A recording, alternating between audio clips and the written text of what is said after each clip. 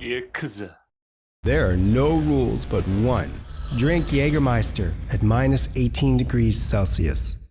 Human beings have a tendency, I like to call it tyranny of the present.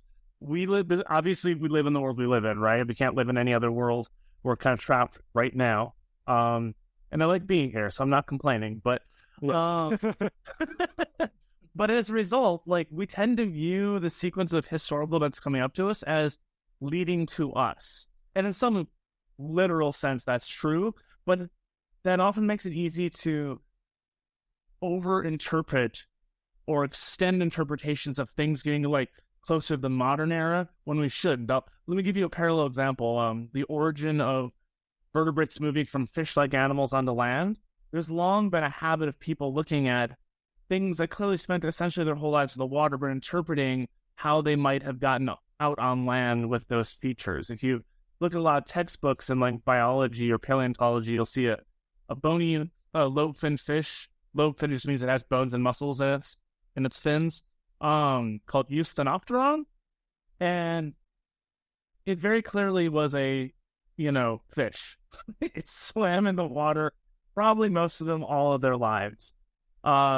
But because it's one of the earliest identifiable members that was discovered, that's closer to the animals that end up living on land than like the fish that led to trout, for example, or salmon. If you look at textbooks, you always see pictures of them like hauling themselves out on land and their little fishy bodies with their like fins and like planting the flag and claiming it for Spain or something. I don't know. But probably almost no Eusthenopterons ever did that. The transition to literally spending time out of the water on land probably happened much later. And as it turns out, paleontologists like Jenny Clack have shown that like early fingers and toes probably evolved for being better at living in the water at the time, in shallow water where they could hold on and not disturb the water. But because we know the end of the story, that they get on land, it's very tempting to repeatedly interpret every little thing as getting closer to the end of the story rather than actually evolving for some other local purpose at the time. So now let me apply that to birds and what I wrote. Because we know how it ends up, right? With robins and eagles and all these cool birds today, it's very easy to interpret every little change we see that leads to birds as inherently getting them ready for flight, rather than as exaptations, things that had other purposes that were then later used for flight.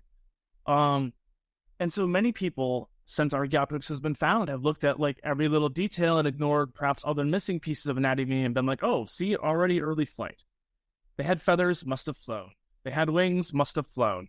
But now we know that there are lots of uses that wings can give you besides just flight before you get all the other anatomical components necessary to fly.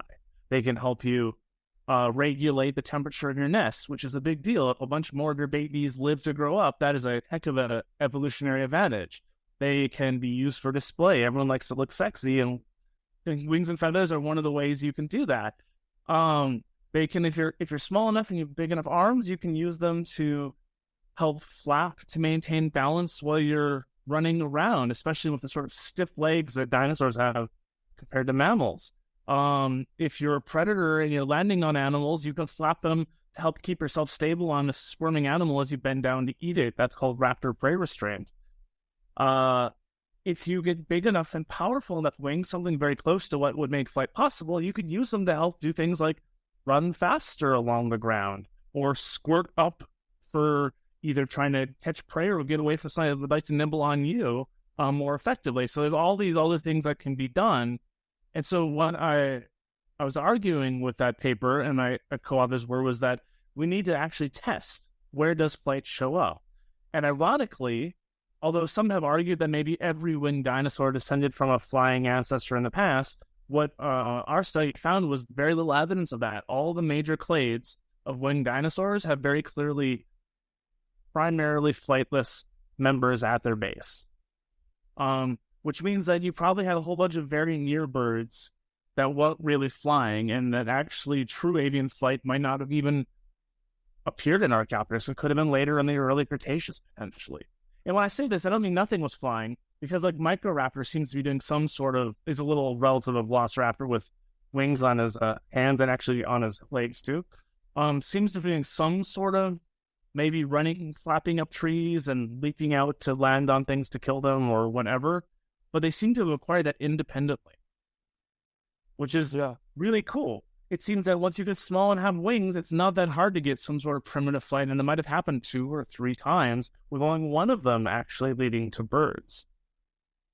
Yeah, it's like, are you like basically saying that because we have a perception of now wings as a means to fly, that we also see the development of wings just in case for that, but it could be multiple uses. Yep, that's exactly right, yeah. It seems like it must be for flight, but in reality, we now know there's a lot of reasons why wings evolved, and we know that they preceded, like, even Archaeopteryx and stuff phylogenetically, so they clearly evolved for other purposes and then were modified, adapted for flight more than once. We stay genuine, uncensored and unscripted, and we always will, as we have to order our usual. Share us and subscribe us, and stay tuned until the next Wednesday. Iguzo!